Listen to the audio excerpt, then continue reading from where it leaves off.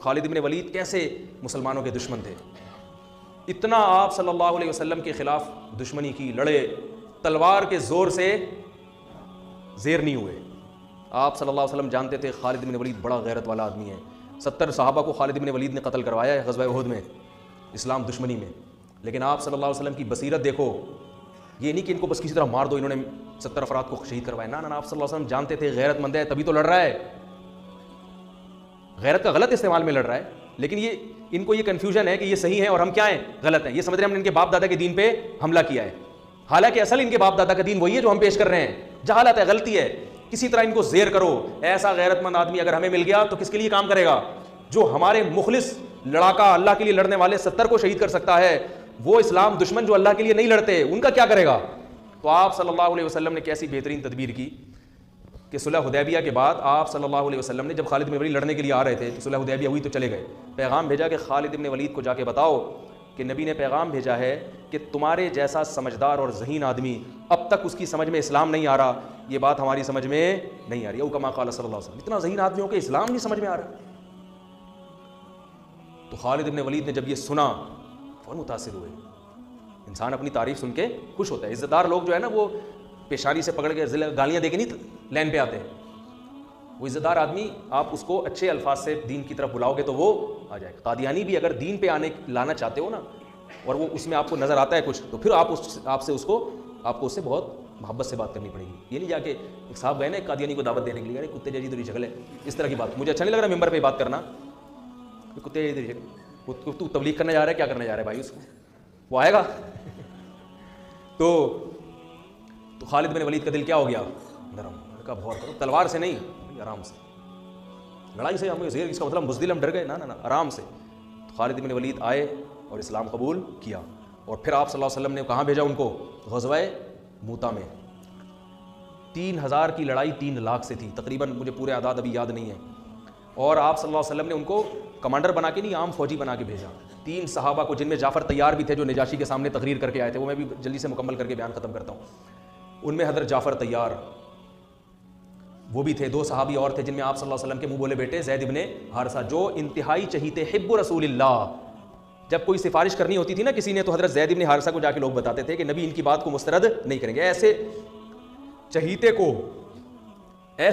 کو آپ صلی اللہ علیہ وسلم نے میدان جنگ میں بھیج دیا کہ بھئی رومی حملہ کر رہے ہیں، 3 لاکھ کا لشکر ہے، اتنے چہیتے کو بھیجا آپ صلی اللہ علیہ وسلم نے، یہ آپ کی بھی قربانی تھی۔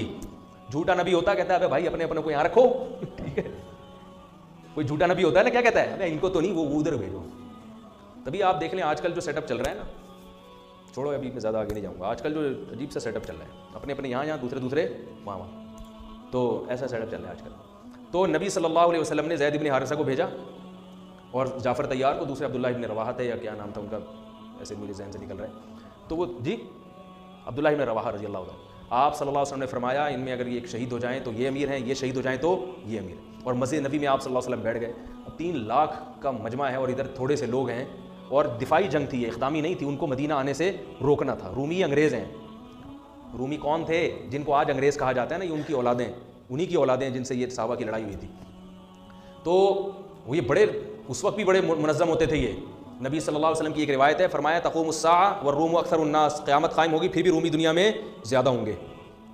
تو ایک تابعین نے جب یہ حدیث سنی، انہوں نے کہا کہ میں یہ ساری قومیں دنیا سے ختم ہو رہی ہیں، اسلام کی تلوار کے نیچے آ رہے ہیں، رومی رہیں گے آخر تک، تو کوئی ان میں یقیناً کوالٹی ہوگی جس کی وجہ سے مسلمان ان کو قرب قیامت تک ہی، گورے تبھی تو دیکھو نا اب تک ہیں، اتنی بڑی بڑی طاقتیں ہیں، باقی روم اور فارس غائب ہو گئے، پتہ ہی نہیں کہاں، اتنی بڑی بڑی طاقتیں تھیں جو ان سے زیادہ مضبوط تھی رومیوں سے۔ تو انہوں نے جب اپنا خفیہ نمائندہ بھیجا نا کہ ان میں دیکھیں یہ کیا ان کی کوالٹی ہے جس کی وجہ سے یہ ایسی شکست نہیں ہوگی، ان کو ان سے جنگ رہے گی، تو انہوں نے یہ نوٹ کیا کہ ان کی کوالٹی یہ ہے۔ دیکھو صحابہ بھی سیکھتے تھے غیر مسلموں سے بھی، غیر مسلموں میں سے بھی سیکھتے تھے ان کے اندر کیا کوالٹی ہے، تاکہ وہ کوالٹی ہم اپنے اندر بھی پیدا کریں، کون سی بات ہے ان میں، تو وہ سیکھنے کے لیے گئے۔ تو جا کے دیکھا تو انہوں نے رپورٹ جو بنائی، جو رپورٹ پیش کی وہ یہ تھی کہ ان کو جب شکست ہو جاتی ہے تو یہ دوبارہ لڑائی اس وقت تک نہیں لڑتے جب تک اس شکست کے اسباب پہ غور کر کے اس سبب کو دور نہ کریں، وہ غلطی دوبارہ نہیں دہراتے یہ۔ اب دیکھو امریکہ افغانستان میں آیا، رشیا والا اسٹائل نہیں ہے امریکہ کا، اس لیے کہ اس کو پتا تھا کہ رشیا جس اسٹائل میں آیا تھا، طاقت اور قوت کے بلبوتے پر زمین پہ فوج اتار کے پٹھانوں سے پنگا لے لیا اس نے، ہے بھائی، اور پٹ کے واپس جا رہے۔ اب ہم لوگ تو مسلمان ہیں نا، صحابہ کے طرز پہ تو ہم چل نہیں رہے, ہم تو وہی غلطی بار بار دہراتے رہیں گے, کرتے رہیں گے. ایک دفعہ وہ پٹ کے آیا, اب جاؤ تم بھی پٹ کے آ جاؤ.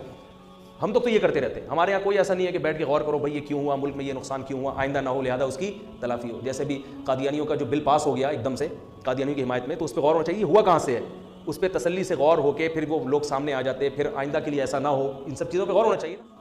تو میں یہ عرض کر رہا تھا کہ خالد ابن ولید رضی اللہ تعالیٰ, وہ جو تینوں شہید ہو گئے اور ایسی جنگ لڑی ہے انہوں نے. عبداللہ ابن رواحہ نے فرمایا, گوشت کھا رہے تھے, انہوں نے چھوڑ دیا. انہوں نے فرمایا کہ زمانہ بہت طویل ہے, دیکھ لیا نا نہیں ٹک سکتے, ان کے سامنے لڑائی لازمی ہے. تو ایک صحابی نے تو اپنی بیوی کو طلاقیں دے دی وہاں کھڑے ہو کر. انہوں نے کہا بیوی یاد آ رہی ہے جس کی وجہ سے میں جنگ میں لڑ نہیں پا رہا, تو اس کو طلاق دی تاکہ اب نہ بچوں کی فکر نہ بیوی کی فکر. اب کیونکہ لڑائی اتنی سخت تھی, ظاہر ہے کوئی ریشو نہیں بنتا نا, اتنے بڑے لشکر کو بھگانے کا کوئی تناسب ہی نہیں بنتا نا, کوئی جنگ کا کوئی کچھ تو ہو. تو اب تو ظاہر ہے صرف جذبہ ہی ہے اور بھرپور لڑائی ہے موت کی, تو وہ موت کی نیت سے تلوار لے کر کود پڑے. یہ ہیں صحابہ جن کو رافضی لوگ گالیاں دیتے ہیں, جن کو برا بھلا کہتے ہیں. تو تلوار لے کر میدان جنگ میں کود پڑے اور شہید ہو گئے. ان کو چانس ہی نہیں تھا. تینوں جب شہید ہو گئے ہیں تو لوگ پریشان ہوئے کہ اب کس کو کمانڈر بنائیں. تو لوگوں کی نظر آئی خالد بن ولید پر کہ یہ میدان, یہ 70 انہوں نے وہاں اتنی زبردست جنگ لڑی تھی تو یہاں بھی لڑ سکتے. اور آپ صلی اللہ علیہ وسلم مسجد نبی میں بیٹھ کر صحابہ کو یہ پورا واقعہ سنا رہے ہیں. اللہ نے بطور معجزہ آپ کے سامنے پورا وہ جنگ کا واقعہ آپ کے سامنے رکھ دیا. آپ صلی اللہ علیہ وسلم نے فرمایا عبداللہ ابن رواحہ شہید ہو گئے, حالانکہ بہت دور تھا یہ مدینہ سے, اور آپ صلی اللہ علیہ وسلم کی آنکھوں سے آنسو جاری. یہ معجزے کے طور پر آپ نے بتایا. پھر آپ نے فرمایا کہ جعفر طیار شہید ہو گئے, وہ بھی شہید ہو گئے. انہوں نے جھنڈا ہاتھ میں لیا اور وہ بھی شہید ہو گئے. اور آپ صلی اللہ علیہ وسلم کی آنکھوں سے, جعفر طیار تو بہت زیادہ چہیتے تھے نبی صلی اللہ علیہ وسلم کو. حضرت علی کے بعد سب سے بڑا مقام اہل بیت میں حضرت جعفر طیار رضی اللہ تعالیٰ عنہ کا سمجھا جاتا تھا. تو آپ صلی اللہ علیہ وسلم نے صحابی کو خبر دی کہ جاؤ ان کی 4 بیویاں ہیں, ان کو جا کے اطلاع دو کہ وہ شہید ہو گئے ہیں. پھر ان کے بچوں کے سر پہ, ان کے چھوٹے چھوٹے یتیم بچے تھے حضرت جعفر طیار کے, ان کے سر پہ آپ صلی اللہ علیہ وسلم نے پیار کیا, اور آپ صلی اللہ علیہ وسلم ان بچوں کا پھر بہت خیال کیا کرتے تھے. تو وہ عورتوں کے رونے کی آواز آئی, بڑا دلچسپ واقعہ ہے. پھر آپ صلی اللہ علیہ وسلم نے منع کیا کہ ان عورتوں کو کہو کہ اپنی آوازیں پست کریں, گھر کی 4 دیواری سے آواز ان کی باہر نہ نکلے. بڑے خوبصورت جوان تھے حضرت جعفر طیار اور نبی کے چہیتے تھے. اور غزوہ بدر میں حضرت جعفر طیار کی بڑی قربانیاں تھیں. جب یہ آیا ہے نا کافروں کا لشکر بدر میں سامنے, اور کافروں کے سردار آئے کہ حل میں مبارز کوئی ہے ہم سے لڑنے والا, یعنی پہلے ہم سے لڑے پھر ہم دونوں میں سے کوئی قتل ہوگا تو پھر جنگ شروع ہوگی, ایسے بھی تھے. تو ادھر سے کون آئے, پہلے کچھ انصاری صحابی آئے. تو وہ جو ولید ابن عقبہ تھا نا, ولید ابن عتبہ, اس نے کہا نہ ہمیں اپنے جیسا چاہیے, ہمیں کیسا چاہیے, قریشی سردار ہونا چاہیے جو میرے مقابلے میں آئے, پھر لڑائی کا مزہ آئے. یہ وہ بہادری ہے جو کس میں تھی, بولو نا بھائی, عربوں میں. تو ادھر سے پھر حضرت علی آئے, حضرت جعفر طیار آئے, حضرت حمزہ آئے.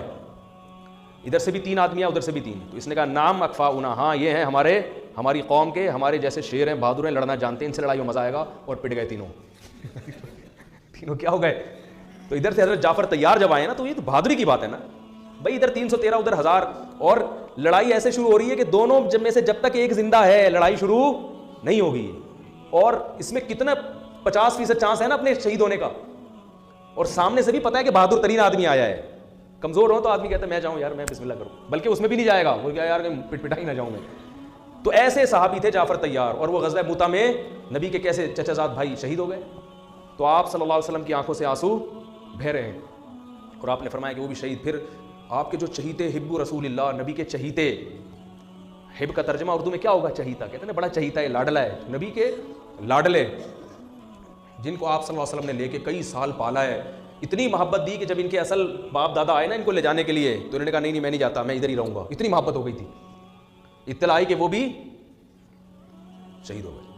تو اب آپ صلی اللہ علیہ وسلم نے فرمایا قد اخذ الرایۃ سیف من سیوف اللہ, اللہ کی تلواروں میں سے ایک تلوار نے جھنڈا ہاتھ میں لے لیا. اس میں اشارہ تھا کہ اب یہ تلوار ٹوٹے گی نہیں, کیونکہ یہ کس کی تلوار ہے, اللہ کی. اسی وجہ سے کہا جاتا ہے کہ حضرت خالد بن ولید خود بتاتے ہیں کہ میں گھمسان کی جنگوں میں لڑا ہوں شہادت حاصل کرنے کے لیے, مگر کس پر میری موت واقع ہو رہی ہے, بستر پہ رو رہے تھے.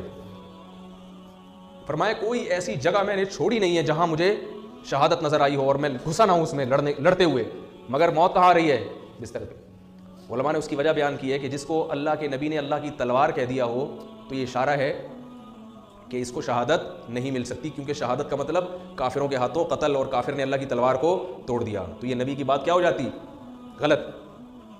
تو حضرت جعفر طیار حضرت خالد بن ولید فرماتے ہیں کہ ہم نے صبح سے لے کے رات تک لڑائیاں لڑتے رہے ہیں، صبح سے لے کے. اس لیے کہتا ہوں اللہ کے بندوں کچھ ایکسرسائز کیا کرو، خدا کے بندوں.